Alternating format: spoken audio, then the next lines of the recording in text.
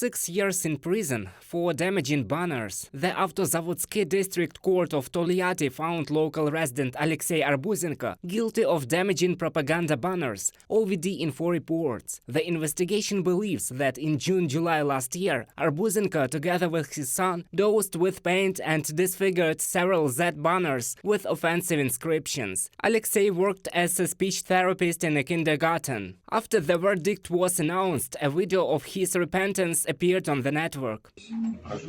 I apologize to those persons whose feelings I could hurt. A history teacher from Komi, Nikita Tushkanov, was sentenced to 5.5 years in prison by the Second Western District Military Court. In social networks, he called the explosion on the Kerch Bridge a birthday present for Putler. Now he was found guilty of justifying terrorism and discrediting the Russian army. The court considered the case of Tushkanov in just 1 day, Mediazona writes. In court, the man expressed his disagreement with what is happening in the country. We are all now in a state of mental civil war, and it was unleashed by the Commander-in-Chief of the Armed Forces of the Russian Federation Vladimir Putin, the Federation Council, the Security Council and the State Duma. Nikita Tushkanov, history teacher, from an article of the Mediazona publication.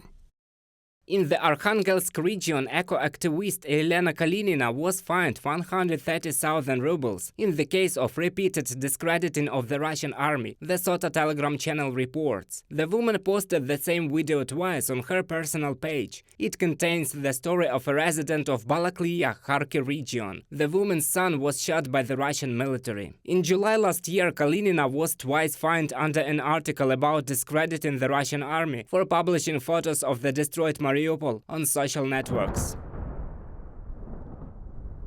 In Murmansk, a 19-year-old local resident was detained in the case of arson of a military registration and enlistment office.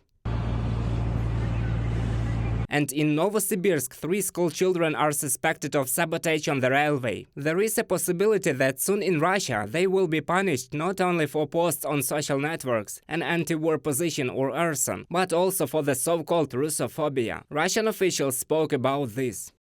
We must, I express my point of view, in our legislation define Russophobia as a misanthropic ideology and establish independent criminal liability for Russophobia. Tatiana Moskalkova, Commissioner for Human Rights in the Russian Federation, in a comment for RBC. Earlier, the Deputy Minister of Justice of Russia, Andrei Loginov, and the head of the Human Rights Council, Valery Fadeev, came up with such an initiative. Reported by Roman Smoler, Angelika Brushnevska, UATV News.